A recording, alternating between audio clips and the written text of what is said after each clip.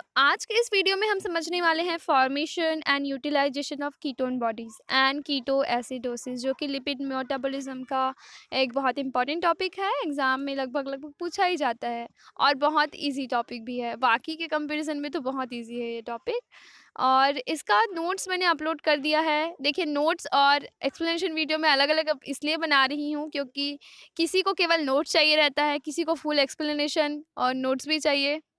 तो एक्सप्लेनेशन देखने के लिए हम अलग से आराम से बैठ के देखेंगे, और जब लिखना रहेगा तो तुरंत 1 मिनट का वीडियो देखेंगे। कोई 15 मिनट का वीडियो देखना पसंद नहीं करेगा जब उसको नोट्स बनाना रहेगा। इसलिए पहले आप एक्सप्लेनेटरी वीडियो देखिए, पहले आप नोट्स बना लीजिए, फिर आप एक्सप्लेनेशन देखिए। मतलब नोट्स बनाने का मात्र एक ही रीज़न है कि आप एक बार खुद से उस चीज़ को समझने की कोशिश कीजिए। अब उसके बाद फिर मैं एक्सप्लेन करूँगी तो आप उसको और सही तरीके से समझिए। तो चलिए शुरू करते हैं। Ketone bodies. अब कीटोन यूटिलाइजेशन, सिंथेसिस वगैरह पढ़ रहे हैं तो कीटोन बॉडीज़ को ही सबसे पहले समझना चाहिए, है ना? तो कीटोन बॉडीज़ क्या है? The compounds namely acetone, acetoacetate, beta hydroxy butyrate और हाइड्रॉक्सी ब्यूटाइरेट जिसे कहते हैं, नोन एज़ कीटोन बॉडीज़। ठीक है? तो कीटोन सुन के ऐसा लग रहा है कि कीटोन बॉडीज़ है तो उसमें बेसिकली कीटोन प्रेज़ेंट होता है। हाँ, और सच में होता है। पर एक कंपाउंड, एक कीटोन बॉडी ऐसा है जैसे बीटा हाइड्रॉक्सी ब्यूटाइट, ये एक्चुअली इसमें कीटोन ग्रुप प्रेज़ेंट नहीं होता। ठीक है? तो ये नाम याद रखिएगा, ये इंपॉर्टेंट है। Acetone, acetoacetate and beta hydroxy butyrate, ये 3 कीटोन बॉडी बहुत इंपॉर्टेंट है। Now ketone bodies are water soluble and energy yielding. Of course हमारे शरीर में कुछ भी बनता है, कुछ भी चीज़ अगर प्रोड्यूस हो रहा है उसके बारे में हम बात करें तो ऑफ कोर्स उससे हमारे शरीर को कुछ फ़ायदा है, इसीलिए वो उस चीज़ को प्रोड्यूस कर रहा है ना? तो कीटोन बॉडीज़ भी ना हमें एनर्जी प्रोवाइड करने का काम करते हैं, और ये वाटर सॉल्युबल भी होते हैं। इसीलिए कई कंडीशंस हैं जहाँ पे ये काफ़ी ज़्यादा इम्पोर्टेंट हो जाता है, ग्लूकोज़ से भी ज़्यादा इम्पोर्टेंट। जैसे कि वो कंडीशन जब ग्लूकोज़ हो ही ना, जैसे कि डायबिटीज़ मेलिटस की कंडीशन में क्या होता है, पेशेंट इंसुलिन की कमी के कारण ग्लूकोज़ का अपटेक नहीं कर पाता है। अब हमारा ब्रेन बेचारा वो तो पूरा ग्लूकोज़ पे ही डिपेंडेंट है ना? उसको अमीनो एसिड, लिपिड से कोई मतलब ही नहीं है, उसको तो बस ग्लूकोज़ चाहिए भई। तो उसके लिए आप क्या करेंगे? कीटोन बॉडीज़ देंगे। वो ब्रेन का केवल एक ही अल्टरनेट सोर्स है एनर्जी के लिए, कीटोन बॉडी, पर वो भी एक लिमिटेड सीमा तक। जैसे ग्लूकोज को वो जितना चाहे उतना अपटेक कर सकता है, इसमें वैसा, इसके केस में वैसा नहीं है। कीटोन बॉडीज के अपटेक की एक लिमिट होती है, जैसे 50 to 60% लेवल तक वह कीटोन बॉडीज को एनर्जी प्रोडक्शन के लिए यूटिलाइज कर सकता है। ब्रेन ये ब्रेन के मामले में कीटोन बॉडी बहुत इंपॉर्टेंट हो जाता है, क्योंकि ब्रेन हमारे शरीर का कंप्यूटर सिस्टम है, पूरा शरीर का सीपीयू है। हमारे कंप्यूटर सिस्टम अगर शरीर है हमारा, तो सीपीयू है हमारा ब्रेन। उसके बिना तो बाकी बॉडी सिस्टम काम कर ही नहीं सकते। इसलिए समझ सकते हैं आप, कीटोन बॉडीज को भी समझना कितना ज़रूरी है। इसको हल्के में मत लीजिएगा, है ना? जिसको ब्रेन इंपॉर्टेंस दे रहा है वो काफ़ी इंपॉर्टेंट है सच में, और इंटरेस्टिंग भी है। एसीटोन, ये इसका स्ट्रक्चर देख सकते हैं, वैसे तो आप रोज़ लैब में देखते होंगे। एसिटोएसिटेट है ये, और ये है बीटा हाइड्रोक्सी ब्यूटाइरेट। ठीक है? देखिए, इसमें ओएच ग्रुप है। जैसा मैंने पहले कहा था, इसमें सी डबल ओ ग्रुप नहीं है, कीटोनिक ग्रुप नहीं है। ये एसीटोन है, इसमें कीटोनिक ग्रुप है, इसमें भी कीटोनिक ग्रुप है। ये स्ट्रक्चर वैसे आप याद रखिएगा, ठीक है, कीटोनिक बॉडीज़ की। और ये है पूरा सिंथेसिस, यूटिलाइजेशन एंड एक्सक्रीशन तक का डिस्क्रिप्शन। कीटोन के केस में ऐसा है, कीटोन बॉडीज़ के केस में, कि ये प्रोड्यूस तो लीवर में होता है, लेकिन इसका यूटिलाइजेशन ना बाकी की बॉडी पार्ट्स के द्वारा होता है। मतलब लीवर खुद इसका यूज़ नहीं कर सकता बेचारा। ये भी कितनी बड़ी दुविधा की बात है ना, कि खुद मेहनत कर रहा है लेकिन यूज़ नहीं कर सकता। तो उसके लिए भी एक कुछ कंडीशंस हैं जो हम आगे पढ़ेंगे, आखिर क्यों नहीं यूज़ कर पाता liver. So formation of ketone bodies, ketogenesis, ये पहला स्टेप है। सबसे पहले हम सिंथेसिस पढ़ेंगे जिसे कीटोजेनेसिस कहते हैं, उसके बाद यूटिलाइजेशन, उसका यूज़ कैसे होता है, उसके बाद पढ़ेंगे कीटो एसिडोसिस, जो कि एक डिसऑर्डर है। एक कहें अधिकता, वो कहते हैं ना कि किसी भी चीज़ की अधिकता अच्छी नहीं होती, कुछ वैसा ही है कीटो ही acidosis. Okay, so the synthesis of ketone bodies occur in the liver तो लीवर में होता है कीटोन बॉडी का सिंथेसिस, मैंने शुरू में बताया। The enzymes of ketone body synthesis are located in the mitochondrial matrix of liver cells. Okay, acetyl CoA formed by oxidation of fatty acids pyruvate or some amino acid is the precursor for ketone bodies। याद रखिएगा, acetyl CoA formed by oxidation of fatty acid, fatty acid के oxidation से acetyl CoA बनता है। आपने beta oxidation पढ़ा होगा तो ये भी पढ़ा होगा। पायरुवेट और सम एमिनो एसिड से भी जो कीटोन बॉडीज़ है वो बनता है उसके हेल्प से, मतलब ये प्रिकर्सर है, इन्हीं से कीटोन बॉडीज़ बनेगा। फॉर्मेशन ऑफ कीटोन बॉडीज़, अब देखते हैं इसका पहला स्टेप क्या है कीटोजेनेसिस का। पहले स्टेप में क्या होगा, 2 moles of acetyl CoA condenses to form acetyl CoA and this reaction is catalyzed by thiolase enzyme। enzymes को बहुत अच्छे से याद रखिए आप, 2 मोल है एसिटाइल कोए के, ये कंडेंस होंगे, उसके बाद क्या फॉर्म होगा, aceto acetyl CoA with the help of enzyme thiolase. Formation of ketone bodies में अगला स्टेप है aceto acetyl CoA combines with another molecule of aceto acetyl CoA and produce HMG CoA beta hydroxybutyryl beta methyl glutyryl CoA। HMG CoA synthase catalyzing this reaction regulates the synthesis of ketone body। ये regulatory stage है। HMG CoA synthase enzyme इस पूरे कीटोजेनेसिस को ही के हिसाब से कहें तो रेगुलेट करता है, क्योंकि ये नहीं हुआ तो ये नहीं है तो कीटोजेनेसिस तो पॉसिबल ही नहीं है। तो एसिटो एसिटाइल कोए एचएमजी कोए सिंथेस एंजाइम के प्रेजेंस में ये कन्वर्ट होता है एचएमजी कोए में, जिसका पूरा नाम है बीटा हाइड्रोक्सी बीटा मिथाइल ग्लूटारिल कोए। देखिए कितना लंबा नाम है, बस छोटा सा नाम याद रखिए एचएमजी कोए। हालांकि आपको चूंकि स्ट्रक्चर बनाना है इसलिए नाम तो पूरा याद रखना पड़ेगा।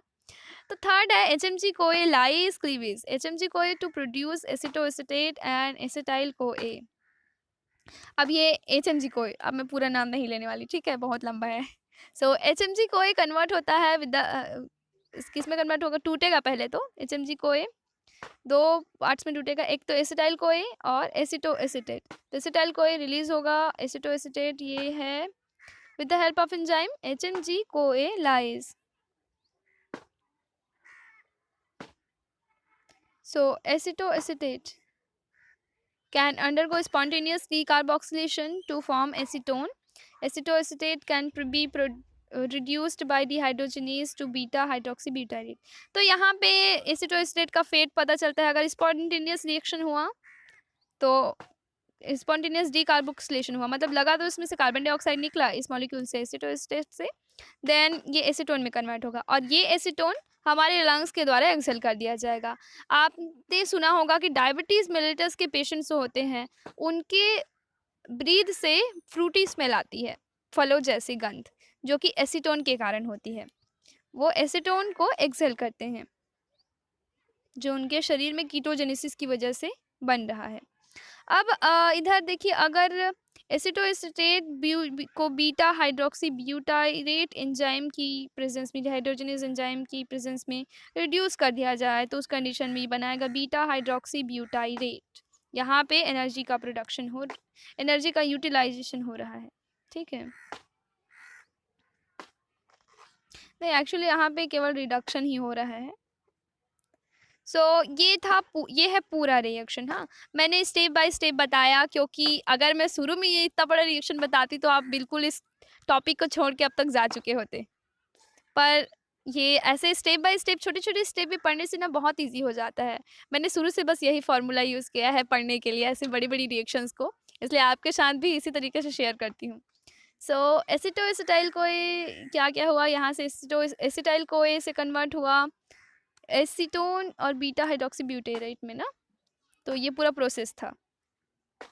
अब देखिए यहाँ पे 2 कीटोन बॉडीज बन रही, तो एसिटाइल कोए और दूसरा बीटा हाइड्रोक्सी ब्यूटाइरेट। ओके, और एसिटो एसिटेट भी है ना, तो आपको डायग्राम बिल्कुल भी ऐसे नहीं बनाना है, आपको बनाना है ऐसे, ठीक है। ये मैं इसलिए करती हूँ क्योंकि फिर आपका कमेंट आता है कि मैम दिख नहीं रहा है, डायग्राम छोटा छोटा है, और रियली में नहीं दिखता, इसीलिए मैंने हॉरिजॉन्टल डाला है इमेज।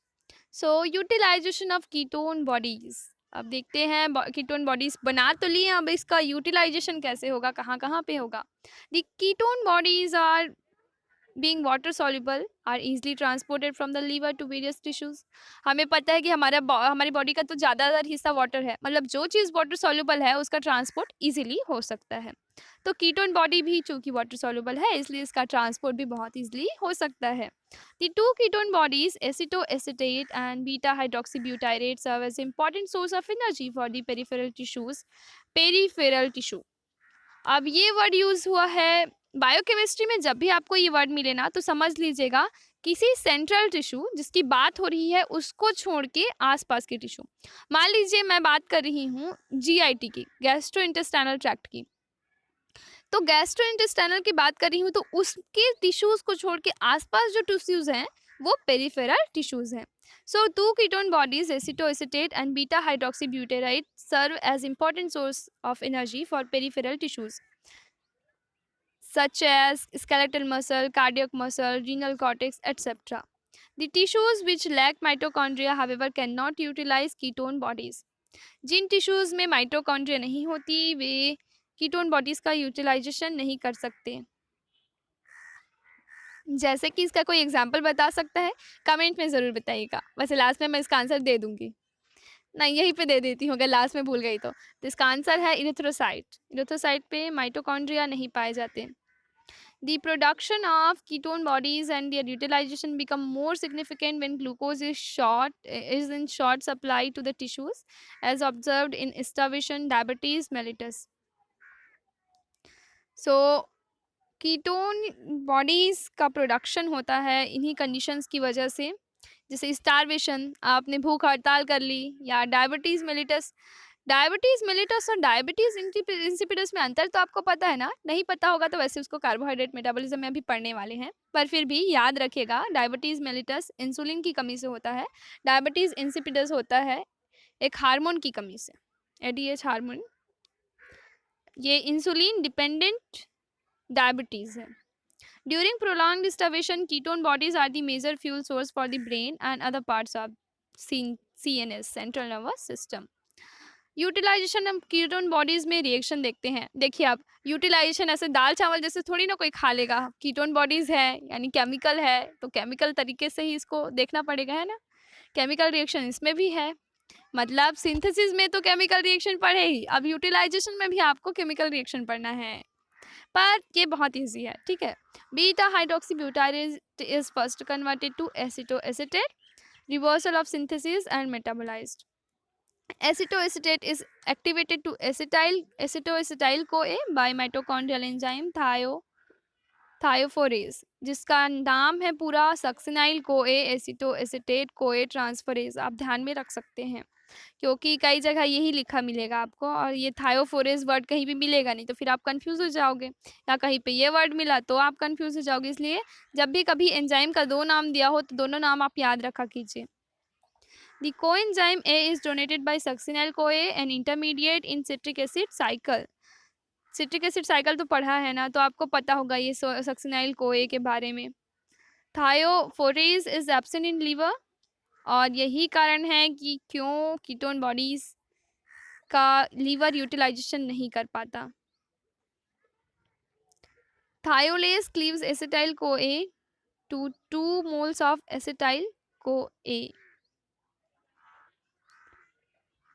सो ये है यूटिलाइजेशन का रिएक्शन।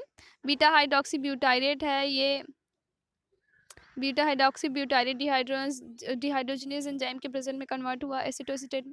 कुल मिलाकर देखा जाए ना तो ये रिएक्शन जस्ट अपोजिट जाता है। लास्ट में हमने जब सिंथेसिस किया था तो 2 एसिटाइल को ए बने थे, अब उसी को जस्ट रिवर्स कर दिया गया है कि ये हमने कीटोन बॉडीज लिया सिंथेसिस के टाइम, देखिए 2 एसिटाइल को यूटिलाइज किए थे तब जाके मिला था हमको एक कीटोन बॉडी, तो यहाँ पे जस्ट अपोजिट होगा, कीटोन बॉडी ले रहे हैं तो उसका यूटिलाइजेशन कर रहे हैं तो लास्ट में एसिटाइल को ए 2 ठोक मिलता है। अब ये जो एसिटाइल को ए है ना उसमें यूज हुआ होगा फैटी एसिड सिंथेसिस में। फैटी एसिड सिंथेसिस का वीडियो मैंने अपलोड कर दिया है, उसको देख लीजिएगा। सो बीटा हाइड्रोक्सी ब्यूटाइरेट ये वही रिएक्शन है, इसको हॉरिजॉन्टल व्यू है। सो अब बात करते हैं कीटो एसिडोसिस की। यूटिलाइजेशन हो गया, सिंथेसिस हो गया, अब बात करते हैं कीटो एसिडोसिस की। ये तो लगभग पूछा ही जाता है 5 मार्क्स के क्वेश्चन में, और अच्छा भी है topic. The concentration of ketone bodies in blood is maintained about 1 mg/dl। DL का पूरा नाम है डेसी लीटर। तो कीटोन बॉडीज का कंसंट्रेशन मेंटेन रहता है हमारे ब्लड में 1 मिलीग्राम पर डेसीलीटर। हमारे ब्लड का ना पीएच बहुत इंपॉर्टेंट होता है हमारे शरीर के लिए। थोड़ा सा भी अगर इम्बैलेंस हुआ ना तो वो हमारे शरीर के लिए बहुत ज़्यादा खतरनाक हो सकता है। इसलिए हर चीज़ को मिलीग्राम में और मिलीलीटर में, डेसीलीटर में नापना ज़रूरी है। Sometimes the concentration of ketone bodies in blood is increased when the rate of synthesis of ketone bodies exceeds the rate of utilization. This reaction is known as ketonemia. जब blood में ketone bodies का concentration increase हो जाता है क्योंकि ketone bodies का synthesis exceed हो गया है और यूटिलाइजेशन कम हो रहा है, तो उस कंडीशन को कहते हैं कीटोनेमिया। The further stage, the ketone bodies are excreted from the body through urine. In this condition is known as ketonuria. अब अगले स्टेज में जब कीटोन बॉडीज कीटोनेमिया के कारण, अब चूंकि ब्लड को तो भाई निकालना है जल्दी से जल्दी, उसको तो पीएच मेंटेन करना है ना। अगर ज़्यादा हुआ तो पीएच बढ़ गया, घट गया तो बहुत खतरनाक हो सकता है ब्लड के लिए।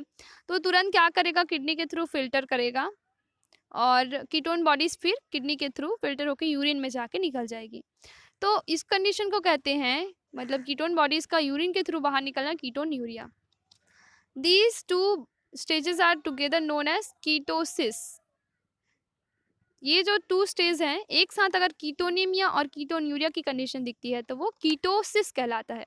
वर्ड्स को ध्यान रखिएगा भाई, कीटोनेमिया क्या है, कीटोन्यूरिया क्या है। मतलब ketonemia plus ketonuria is equal to ketosis, and when the ketosis is extreme and uncontrolled the stage is known as ketoacidosis. Therefore, a ketoacidosis is a metabolic state that formed by the breakdown of stored fatty acids and the deamination of amino acids. It is a high anion gap metabolic acidosis. The pH of the blood is decreased in this condition. मतलब blood का pH acidic हो जाता है, और नाम भी तो देखिए कीटो एसिडोसिस। तो आप इससे ध्यान रख सकते हैं कि कीटो एसिडोसिस की कंडीशन में ब्लड का pH डिक्रीज हो जाता है जिससे ब्लड एसिडिक हो जाता है। तो बहुत खतरनाक कंडीशन है भाई ब्लड के लिए। तो थोड़ा बहुत pH का अंतर भी काफ़ी खतरनाक हो सकता है। सो कीटो एसिडोसिस किस कारण से हो सकता है, मतलब इसके सिम्टम्स क्या क्या हो सकते हैं। कारण तो अभी वही है, स्टारवेशन, डायबिटीज मेलिटस, जो आगे देखेंगे अभी। और कीटो एसिडोसिस का सिम्टम है एक्सट्रीम थर्स्ट, बहुत ज़्यादा प्यास लगती है, जैसे डायबिटीज़ के पेशेंट्स को लगती है। और बार बार फ्रिक्वेंट यूरिनेशन, बार बार यूरिन जाते हैं। डिहाइड्रेशन, ऑफकोर्स बार बार यूरिन जा रहे हैं तो डिहाइड्रेशन तो होगा ही, शरीर में पानी की कमी हो जाती है। Nausea, vomiting, stomach pain, tiredness, breath that smells fruity, जैसे वो किसके कारण होगा, एसीटोन के कारण, क्योंकि कीटोन मेटाबॉलिज्म में एसीटोन रिलीज होता है। शॉर्टनेस ऑफ ब्रेथ, सांस का फूलना, फीलिंग ऑफ कन्फ्यूजन, कन्फ्यूजन की कंडीशन बनी रहना। कीटो एसिडोसिस में आगे देखते हैं, the 3 common cause of ketoacidosis are alcohol, starvation and diabetes. तो ये 3 कंडीशन है। तो अल्कोहल ketoacidosis क्या है, in this condition food intake becomes less due to vomiting tendency which result in decreased glycogen stores and insulin levels and an increase in glycogen levels. This further increases the beta oxidation of fatty acid and finally result in increased production of acetyl CoA which forms acetoacetate. देखिए जब भी insulin की कमी होगी तो, चूंकि insulin और glucagon 2 hormone हैं जो ग्लूकोज और इंसुलिन, हमारे ग्लूकोज लेवल को एक्चुअली मेंटेन करते हैं। ग्लूकागॉन क्या है, ग्लाइकोजन से रिलेटेड है, और इंसुलिन ग्लूकोज के अपटेक से।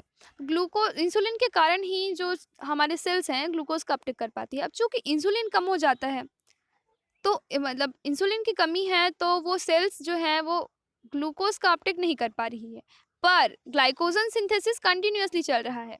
क्योंकि इंसुलिन कम है तो ग्लाइकोजन का लेवल बढ़ते जा रहा है, ग्लाइकोजन सिंथेसिस भी बढ़ते जा रहा है, इसलिए ग्लाइकोजन लेवल इंक्रीज लिखा है यहाँ पे, and insulin level decrease and glycogen stores decreased glycogen stores. इसीलिए जो यूरिनेशन के टाइम जो अल्कोहलिक पेशेंट्स होते हैं और डायबिटिक पेशेंट्स होते हैं उनमें शुगर निकलता है। This further increases the beta oxidation of fatty acid and finally result in okay ये तो पढ़ लिए। Diabetic ketoacidosis, this is a condition that indicates lack of insulin which leads to diabetic metabolic compensation with hyperglycemia, blood में glucose का level बढ़ना and it resulted into ketoacidosis. Blood में क्यों glucose का लेवल बढ़ रहा है? क्योंकि सेल्स ग्लूकोज का अपटेक नहीं कर पा रही है, इसलिए कहाँ जाएगा? ब्लड में तो जाएगा ना भाई, बट ब्लड से ही तो सेल्स लेती है ना। Resulted into ketoacidosis, mobilization of free fatty acid from adipose tissue to the liver is increased and in this stage glycogenolysis is increased that impact on increased ketoacidosis। Glycogenolysis क्या है आपको तो पता ही होगा क्योंकि ऑलरेडी मैं इसको बहुत अच्छे से समझा चुकी हूँ। ठीक है, बार बार वही चीज़ें समझाऊंगी तो फिर आप कब मेहनत करेंगे। ओके, थर्ड है starvation ketoacidosis. In this condition hepatic glycogen stores are exhausted due to long 24 hours of fasting. As a result, the liver produces ketone to provide an energy substrate for peripheral tissues, which leads to ketoacidosis. By overnight fasting, plasma pH decreases to 7.3 due to increase in insulin level. Okay, so this is the end of the video and here's a quote: the more you are actively and practically engaged, the more successful you will feel। मतलब आप पढ़ाई कर रहे हैं, मान लीजिए आप पढ़ाई कर रहे हैं, ऐसा लग रहा है बहुत टाइम से लिख रहे हैं, पढ़ रहे हैं, पर एक्चुअली में आपने जो पढ़ा वो आपको याद नहीं है या समझ नहीं आया है। अब दिन भर लिख रहे हैं, कोई मतलब का नहीं है वैसा पढ़ना। आपको प्रैक्टिकली और एक्टिवली इंगेज रहेगा, मतलब आप दिल से चाह रहे हैं पढ़ना तो मतलब आप समझना चाहेंगे और ज़्यादा से ज़्यादा चीज़ों को सोचने की, समझने की कोशिश करेंगे और यही एक तरीका है सक्सेसफुल फील करने का। आपको ऐसा लगेगा सच में मैंने कुछ किया है, अगर आप सच में दिल से पढ़ रहे हैं। इसलिए दिल से पढ़िए और दिमाग को इन्वॉल्व करके ही पढ़िए। ठीक है, thank you so much. Like share and subscribe to UG pharma guide. और कोई भी क्वेश्चन हो तो कमेंट बॉक्स में ज़रूर पूछिएगा और हमारे टेलीग्राम चैनल भी है, उसमें भी आप पूछ सकते हैं, उसमें भी आप PDF बोल सकते हैं। PDF के लिए आप कमेंट में बताइएगा PDF आपको किस सब्जेक्ट, किस टॉपिक का चाहिए, मैं उस टॉपिक का PDF टेलीग्राम चैनल पे अपलोड कर दूंगी। Thank you so much, have a good day.